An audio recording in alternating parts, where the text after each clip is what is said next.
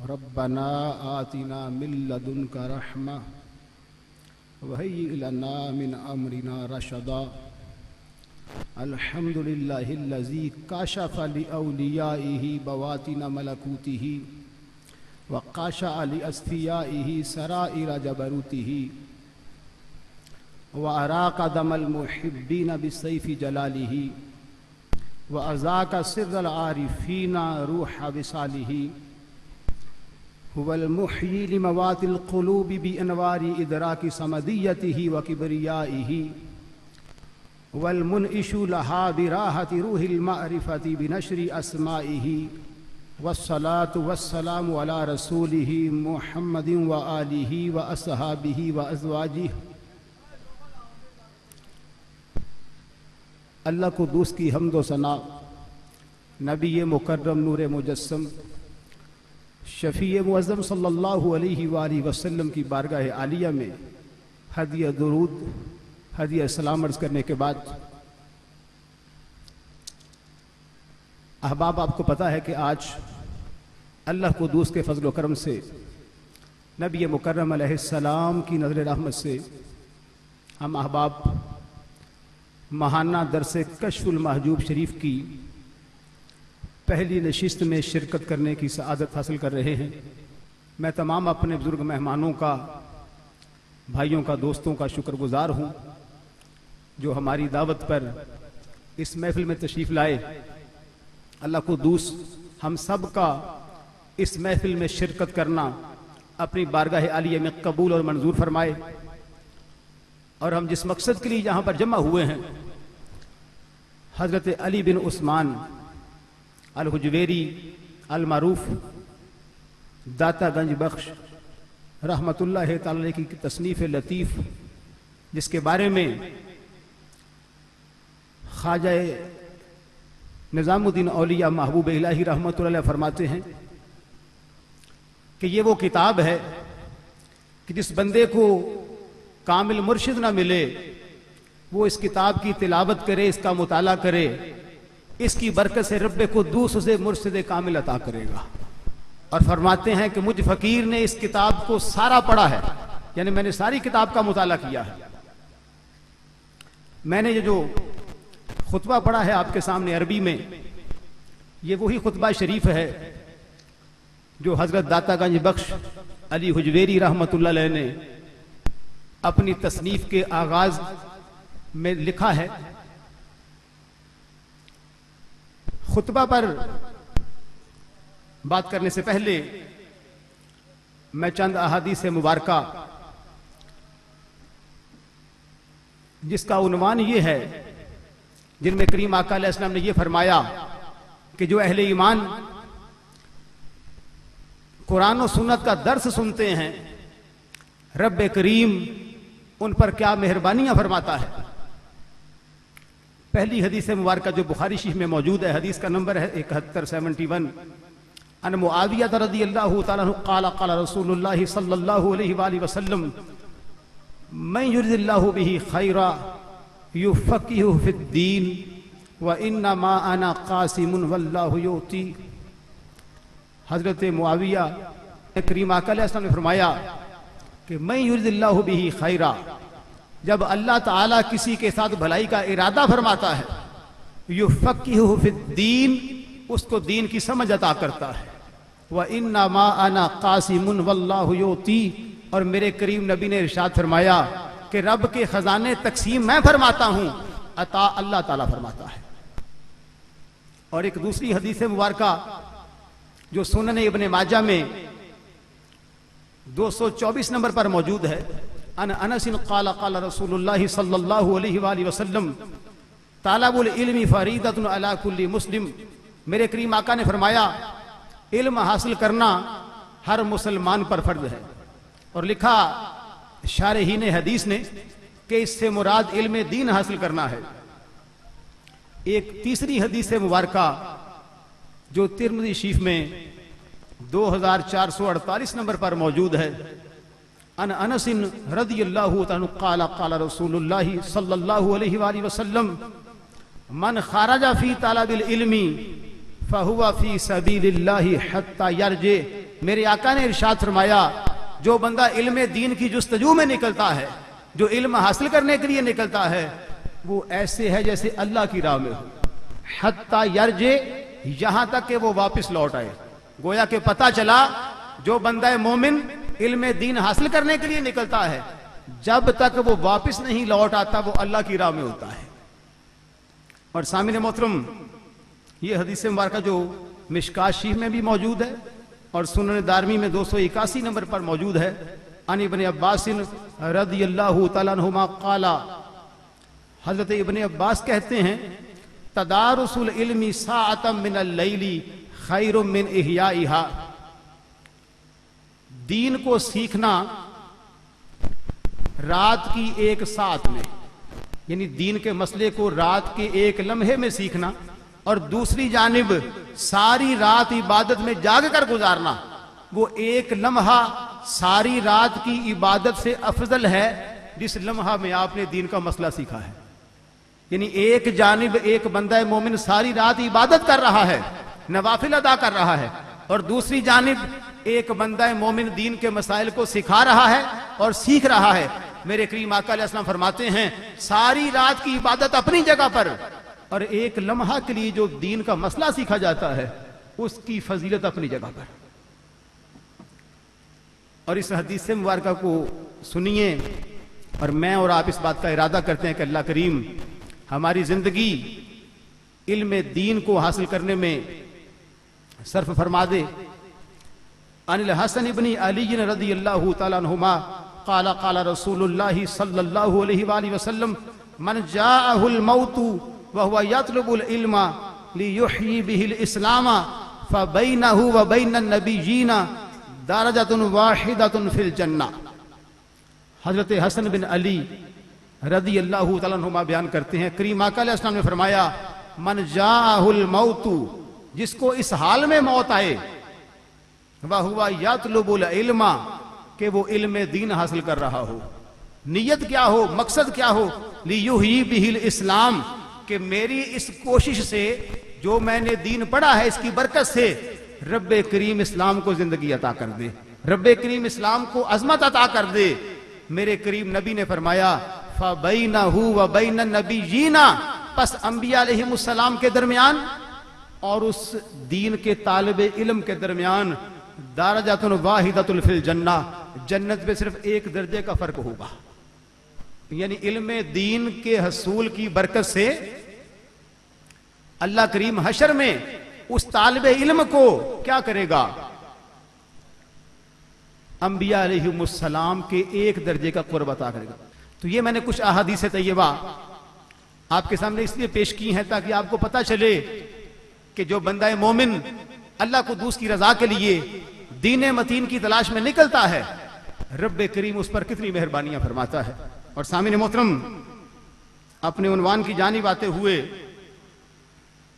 جو میں نے خطبہ پڑھا ہے کشف المحجوب شریف کا، حضرت علی بن عثمان الحجویری المعروف داتا گنج بخش رحمت اللہ تعالی علیہ، آپ نے خطبہ شریف میں جن الفاظ کا انتخاب فرمایا وہ آپ کی عظمت اور آپ کی ولایت کی بڑی واضح دلیل ہے، کیونکہ ہر شعبہ کی اپنی اصطلاحات ہوتی ہیں اور ہر بندہ جو ہے وہ اپنے شعبہ سے جو متعلق اصطلاحات ہوتی ہیں ان میں ماہر ہوتا ہے۔ اگر کوئی طبیب ہے تو اس کو طبی اصطلاحات پر مہارت حاصل ہوتی ہے، اور اگر کوئی صوفی ہے تو اس کو اصطلاحات تصوف پر آشنائی حاصل ہوتی ہے، واقفیت حاصل ہوتی ہے۔ تو یہ خطبہ شریف بتا رہا ہے، اس کے الفاظ کا انتخاب بتا رہا ہے کہ اللہ کریم نے نبی کریم علیہ السلام کی محبت، آپ کا عشق اور آپ کی اتباع کی برکت سے سیدی فیض عالم کو کتنا اعلیٰ مقام عطا فرما رکھا تھا۔ آپ نے لکھا ربنا آتنا من لدنک رحمہ وہی لنا من امرنا رشدا، اور پھر آغاز کرتے ہیں الحمدللہ الذی کشف لاولیائہ بواطن ملکوتہ، تمام تعریفیں ہیں اس اللہ کے لیے جو اپنے اولیاء کو اپنے ملکوت کے باطن کا کشف عطا کرتا ہے۔ اب یہ لفظ ہمارے لیے بالکل نئے ہیں۔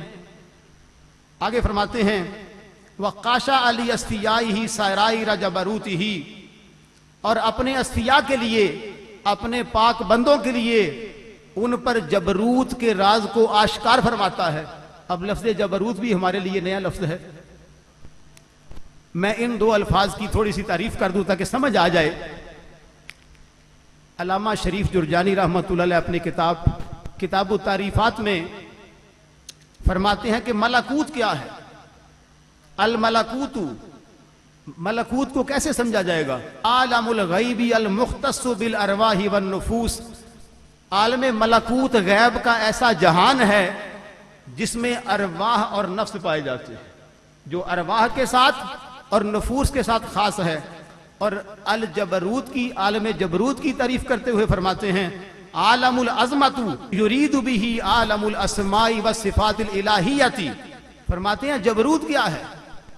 جبروت یہ ہے رب کریم کی عظمت کا ایک ایسا جہان ہے جس میں اس کے اسماء ہیں اور اس کی صفات ہیں۔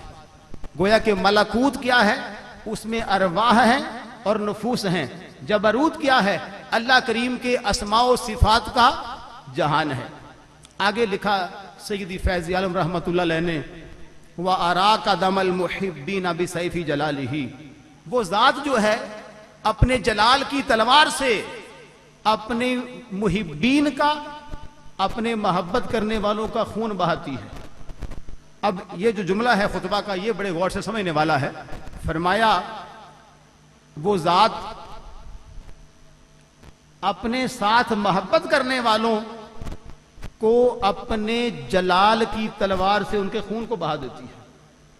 یہ ذرا جملہ قابل غور ہے کہ اس میں آپ نے ہمیں کیا تعلیم عطا فرمائی۔ مرکات شریف کتاب الفطر میں لکھا ہے قول کہ موت قبل ان تموت،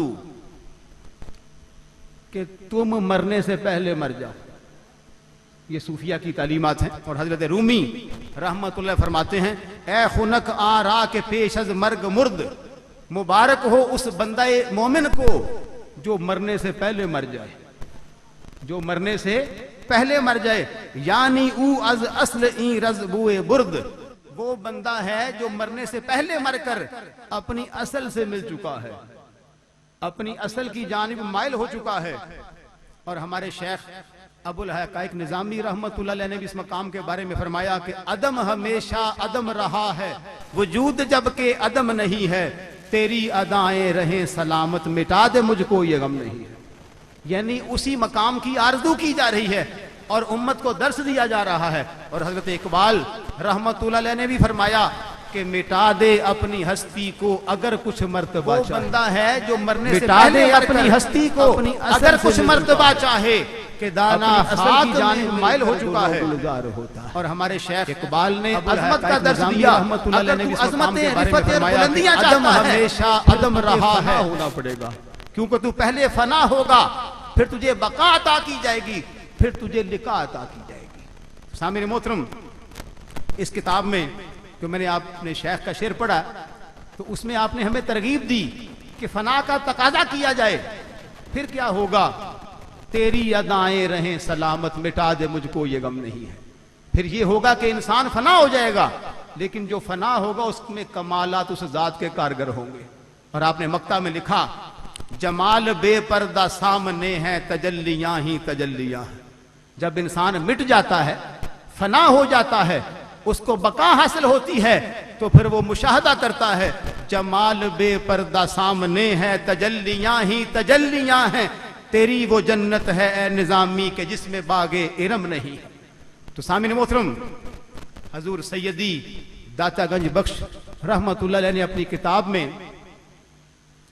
خواجہ جنید بغدادی سید الطائفہ رحمت اللہ علیہ کا قول نقل فرمایا۔ وہ فرماتے ہیں میں نے ساری کتابوں کو پڑھا، لیکن جو فائدہ مجھے اس بیت نے، اس شعر نے دیا، کسی کتاب نے نہیں دیا۔ پڑھی ساری کتابیں ہیں، بہت سی کتب کا مطالعہ کیا ہے، کشف المجوب میں لکھا ہوا ہے، لیکن جو فائدہ مجھے اس شعر نے دیا ہے، یہ فائدہ مجھے کسی کتاب نے نہیں دیا۔ کیونکہ ہمارا عنوان کشف المحجوب ہے، اس لیے زیادہ سے زیادہ اسی سے فیض حاصل کر رہے ہیں۔ تو وہ شعر کیا ہے؟ اذ قلت ما اذنبت قالت مجیبۃ، جب میں نے کہا اپنے محبوب کو کہ میں نے گناہ کوئی نہیں کیا. اذ قلت جب میں نے کہا ما اذنبت میں نے گناہ کوئی نہیں کیا.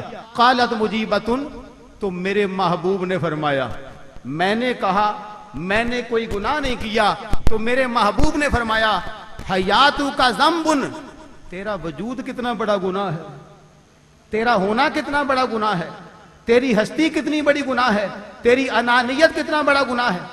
فرماتے ہیں محبوب نے کہا حیاتو کا ذنبن تو سر سے لے کے پاؤں تک سارے کا سارا گناہ ہے, کیونکہ تیرے اندر انانیت ہے, تکبر ہے, تو اپنے ہونے کا تصور کرتا ہے.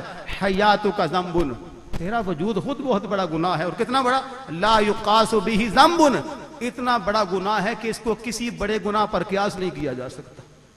تو سامعین محترم, حضرت رومی رحمت اللہ علیہ کا کلام ہے دیوان شمس تبریز کے نام سے, ایک تو مصنوی شریف کے نام سے, اس میں آپ نے بڑے کمال کی بات فرمائی.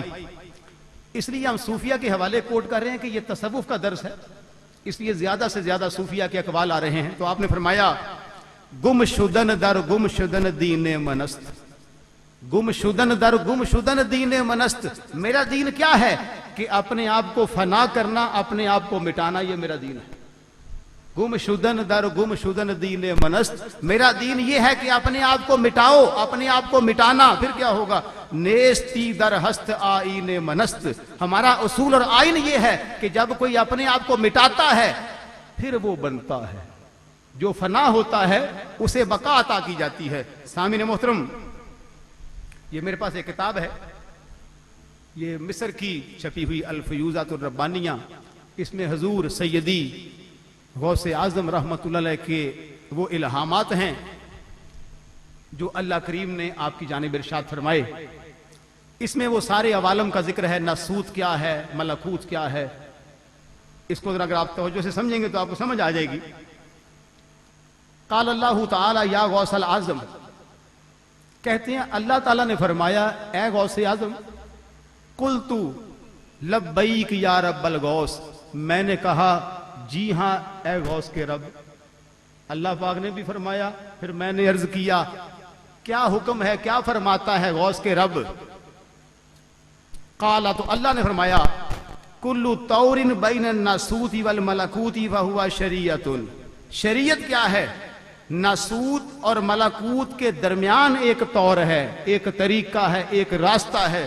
پھر فرمایا وَكُلُّ طَوْرٍ بَيْنَ الْمَلَكُوتِ وَالْجَبَرُوتِ وَهُوَ طَرِيقَةٌ, اگر طریقت کو تلاش کرتے ہو وہ کیا ہے, فرمایا ملکوت اور جبروت کے درمیان ایک راستہ ہے, اس کے درمیان ایک طریقہ ہے, اس کے درمیان ایک طور ہے.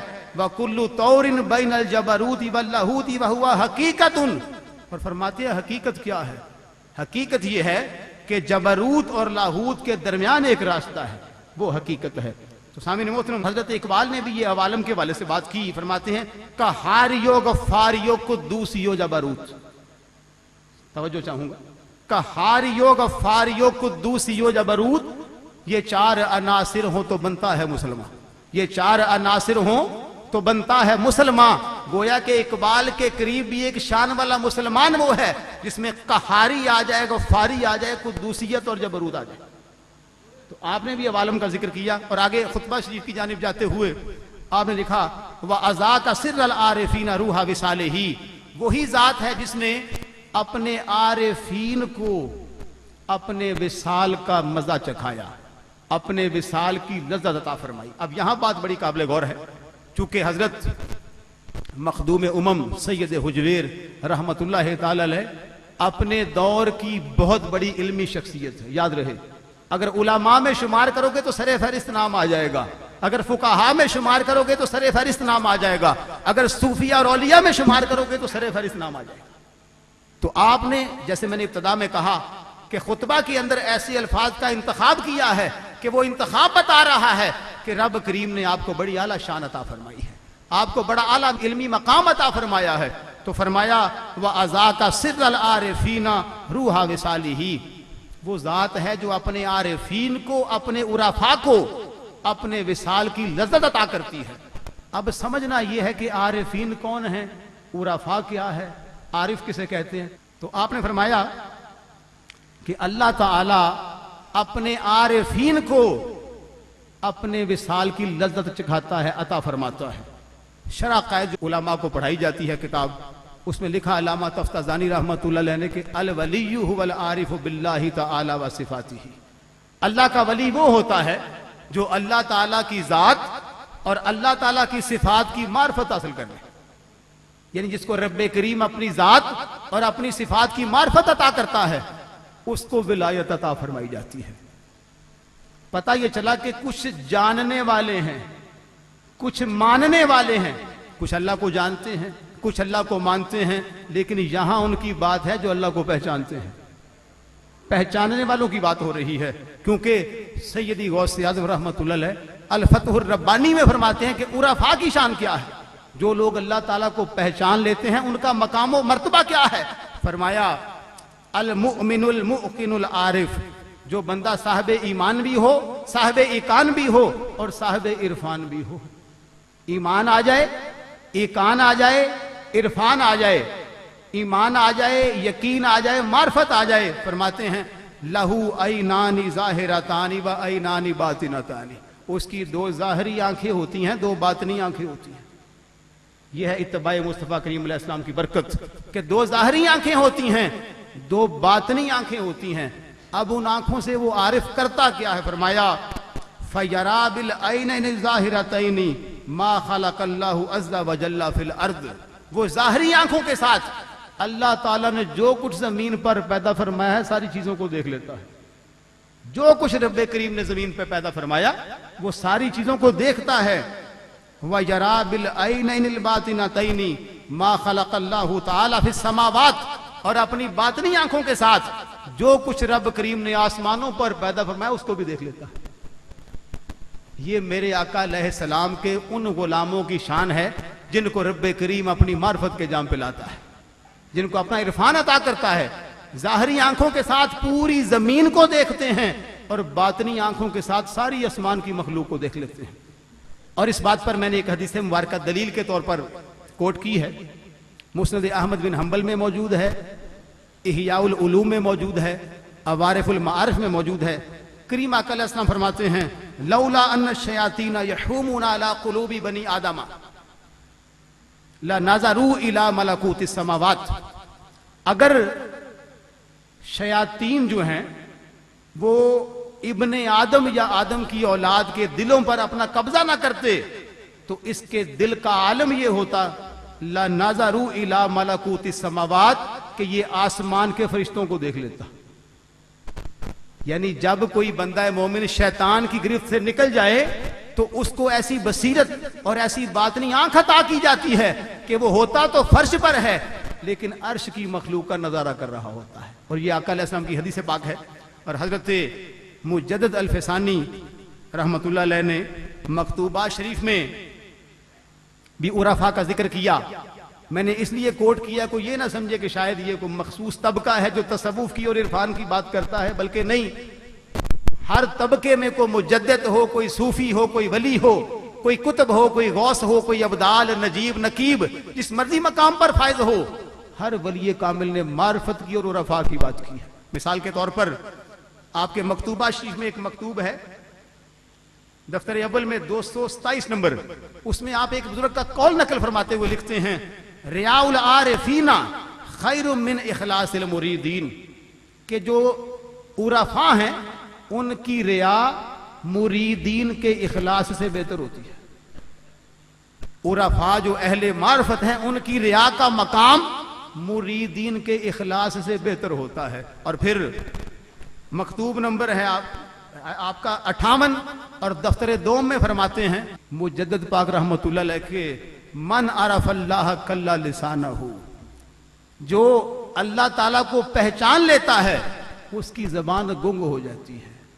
اس کے ساتھ ہی فرماتے ہیں من عرف اللہ تعالی لسانہ، جو اللہ تعالیٰ کو پہچان لیتا ہے اس کی زبان دراز بمانی اس کو بولنے کی قوت عطا کی جاتی ہے، اس کو ایک خاص گویائی عطا کی جاتی ہے، اس کو ایک خاص شان متکلم عطا کی جاتی ہے۔ تو یہ میں نے کچھ حوالے نقل کیے تاکہ پتہ چلے کہ عرفاء کا مقام کیا ہے اور عرفاء کی شان کیا ہے۔